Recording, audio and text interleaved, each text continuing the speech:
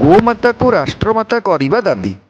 ଉମରକୋଟ ରାଧାକୃଷ୍ଣ ମନ୍ଦିରରେ ଆର୍ଏସ୍ଏସ୍ ବଜରଙ୍ଗ ଦଳ କର୍ମୀମାନେ ଓ ଗ୍ରାମବାସୀମାନେ ଅନଶନରେ ବସିଛନ୍ତି।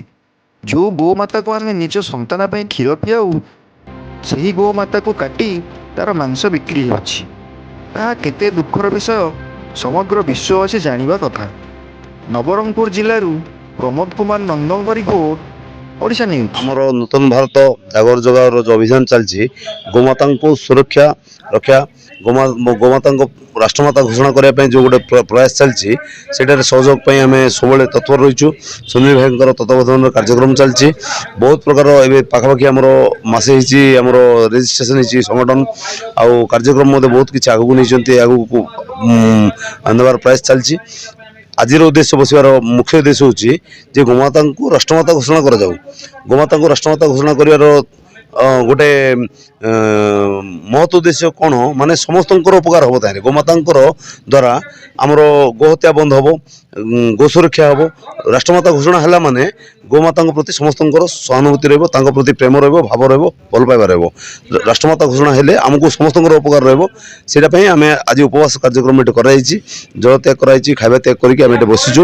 ଆଉ ସେଥିପ୍ରତି ସରକାରଙ୍କର ପ୍ରଶାସନଙ୍କର ଦୃଷ୍ଟି ପଡ଼ୁ ବୋଲିକି ଏଠି ଆମେ ଗୋଟେ ବସିଛୁ। ଗୋଟେ ଅନଶନ ଆକାରରେ ଭାବନ୍ତୁ କି ଆନ୍ଦୋଳନ ଆକାରରେ ଭାବନ୍ତୁ କି ଆମର ନିବେଦନ ଆକାର ବୋଲି ଭାବନ୍ତୁ, ସେ ହିସାବରେ ଆମେ ସେ ସକାଳଠୁ ବସୁଛୁ, ଏପର୍ଯ୍ୟନ୍ତ ବସୁଛୁ। ଆଉ ଏଇଠି ପ୍ରଶାସନ ଆମକୁ ସହଯୋଗ କରନ୍ତୁ, ଗୋଶାଳା କରିବାରେ, ଗୋରକ୍ଷା କରିବାରେ, ଗୋମାତାଙ୍କୁ ରାଷ୍ଟ୍ରମାତା ଘୋଷଣା କରିବାରେ ଆମକୁ ସହାୟକ ହୁଅନ୍ତୁ।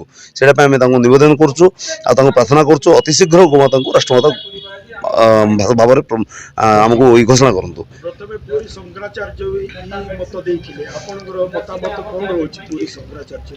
ପୁରୀ ଶଙ୍କରାଚାର୍ଯ୍ୟ ତ ଆମର ସର୍ବେସର୍ବା, ତାଙ୍କେ ଆମର ହିନ୍ଦୁ ଧର୍ମର ପୀଠାଧୀଶ୍ୱର, ମଠାଧୀଶ୍ୱର, ତାଙ୍କ ସହିତ ଆମେ କାହାକୁ ତୁଳନା କରିପାରିବୁନୁ।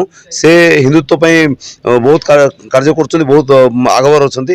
ଆଉ ତାଙ୍କେ ଗୋମାତାଙ୍କ ପ୍ରତି ମଧ୍ୟ ବହୁତ ଭଲ ପାଇବା ଅଛି। ସେ ମଧ୍ୟ ନେଇକି ଗୋମାତାଙ୍କୁ ରାଷ୍ଟ୍ରମାତା ଘୋଷଣା କରାଯାଉ ବୋଲିକି ବହୁତ ପୂର୍ବରୁ କରୁଛନ୍ତି, ଯେଉଁଟାକି ବିଶ୍ୱ ପରିଷଦ ତାକୁ କାର୍ଯ୍ୟକାରୀ କରିବା ପାଇଁ ପୂର୍ବ ଆମର 25 ବର୍ଷ ପୂର୍ବରୁ ସେଇଟା ଚାଲିଥିଲା। ସେ କାର୍ଯ୍ୟକ୍ରମ କରିବା ପାଇଁ ଲାଗିଥିଲେ।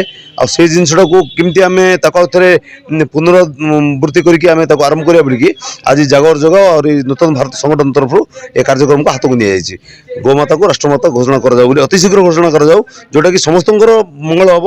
ଗୋମାତାଙ୍କର ମଙ୍ଗଳ ମାନେ ସମସ୍ତଙ୍କର ମଙ୍ଗଳ, ପୃଥିବୀର ମଙ୍ଗଳ, ବିଶ୍ୱ ବ୍ରହ୍ମାଣ୍ଡର ମଙ୍ଗଳ।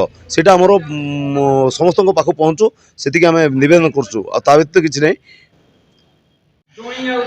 ନୂତନ ଭାରତର ଜାଗର ଜଗାର ଅଭିଯାନ ତରଫରୁ ଆମେ ଗୋମାତାଙ୍କୁ ରାଷ୍ଟ୍ରମାତା ଘୋଷଣା କରିବା ଉଦ୍ଦେଶ୍ୟରେ ଇଏ ଉପବାସ କାର୍ଯ୍ୟକ୍ରମ ରଖାଯାଇଛି। ଆମ ସଂଗଠନ ଗୋଟେ ଛୋଟ ସଂଗଠନ, ପ୍ରାୟ 2 ମାସ ହେଇନି, ଆଉ 2 ଦିନ ପରେ 2 ମାସ ପୁରା ହେବ। ତେବେ ଏଇ ଛୋଟ ସଂଗଠନ ଯେତେବେଳେ ରେଜିଷ୍ଟ୍ରେସନ ହେଇନଥିଲା, ସେହି ସମୟରୁ ଆମେ ଗୋଟେ ନିଷ୍ପତ୍ତି ନେଇଥିଲୁ ଯେ ଗୋମାତାଙ୍କୁ ରାଷ୍ଟ୍ରମାତା ଘୋଷଣା କରିବା ଉଦ୍ଦେଶ୍ୟରେ ଆମେ 70 କୋଟିରୁ ଅଧିକ ସଂଖ୍ୟାରେ ଦସ୍ତଖତ ସଂଗ୍ରହ କରିବୁ ଏବଂ ଭାରତର ମହାମହିମ ରାଷ୍ଟ୍ରପତି ଏବଂ ପ୍ରଧାନମନ୍ତ୍ରୀଙ୍କୁ ଜଣାଇବୁ, ନିବେଦନ କରିବୁ ଭାରତରୁ ସମ୍ପୂର୍ଣ୍ଣ ଗୋହତ୍ୟା ବନ୍ଦ କରିବା ପାଇଁ ଏବଂ ଗୋମାତାଙ୍କୁ ରାଷ୍ଟ୍ରମାତା ଘୋଷଣା କରିବା ପାଇଁ। ସେଭଳି ଆମର ଓଡ଼ିଶାର ମୁଖ୍ୟମନ୍ତ୍ରୀ ରାଜ୍ୟପାଳଙ୍କୁ ମଧ୍ୟ ନିବେଦନ କରିବୁ। ଏ ଉଦ୍ଦେଶ୍ୟରେ ଆମେ ନିଷ୍ପତ୍ତି ନେଇଥିଲୁ। ଆଉ ସେ ଅନୁସାରେ ଗତ 16 ତାରିଖରେ ପୁରୀ ଶ୍ରୀକ୍ଷେତ୍ର, ପୁରୀଠାରୁ ଜଗନ୍ନାଥଙ୍କର ଧାମରୁ ଗୋବର୍ଦ୍ଧନ ପୀଠରୁ ଗୋଟେ ଗୋ ମହିମା ପ୍ରଚାର ରଥ ବାହାରିଛି। ଦ୍ୱିତୀୟ ପର୍ଯ୍ୟାୟରେ ଆମର ଉମରକୋଟ ନବରଙ୍ଗପୁର ଜିଲ୍ଲାରୁ ଗୋଟେ ଗୋ ମହିମା ପ୍ରଚାର ରଥ ବାହାରିଛି। ନବରଙ୍ଗପୁର ଜିଲ୍ଲା ଅତିକ୍ରମ କରିସାରିଲା ପରେ ବର୍ତ୍ତମାନ ମାଲକାନଗିରି ଜିଲ୍ଲା ଅଛି।